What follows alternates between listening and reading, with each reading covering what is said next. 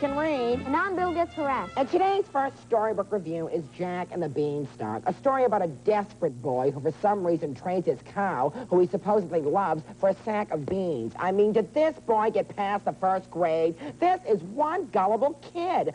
Obviously, already it's a ridiculous story that makes no sense whatsoever. And how did he pay for training this cow? And who wants a cow for a pet anyway? What happened to goldfish? Jack's journey of the Beanstalk is obviously a major misrepresentation of the teenage runaway. Why he wasn't arrested for breaking and entering a grand larceny, I'll never know. They should call this story Jack the Ripoff. The giant is a fat pig and totally unappealing, so you don't feel bad for this buffoon in the least. And his wife is tougher than He-Man and Wonder Woman put together driving a Mack truck. Oh, I liked it, especially when he chops down the beanstalk and the giant comes falling down. Oh, shut up, Bill. You don't know what you're talking about. It was a clear-cut case of murder. It's extremely violent. He uses an axe, which to me brings up shades of Lizzie Borden. He should have been thrown in reform school for life, and he wasn't, which is totally unrealistic. It is not for children. I give it a half a thumb.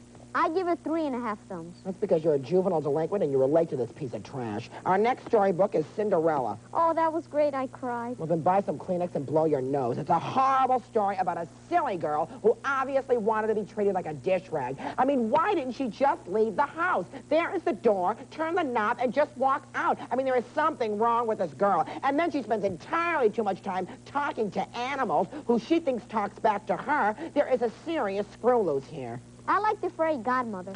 Your elevator obviously doesn't go to the top floor. This is ridiculous. There is no such thing as a fairy godmother. She is obviously just a figment of this girl's imagination. I mean, you cannot depend on an imaginary friend, and you cannot depend on mice either. Mice cannot give you a new dress. They can only give you a disease. What happened to the female heroines of the past? Joan of Arc, Maid Marian. These girls got out and did things for themselves. They carried swords. They were career women, women of the 80s, women of the 1380s, but they were women of the 80s. They didn't just stay home and clean. Obviously, Cinderella is a woman who cleans too much. I give it a hangnail. Bill. Oh. Bill.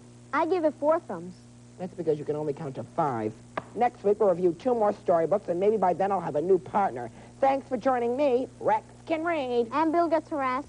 At the alley. We'll be back right after these messages.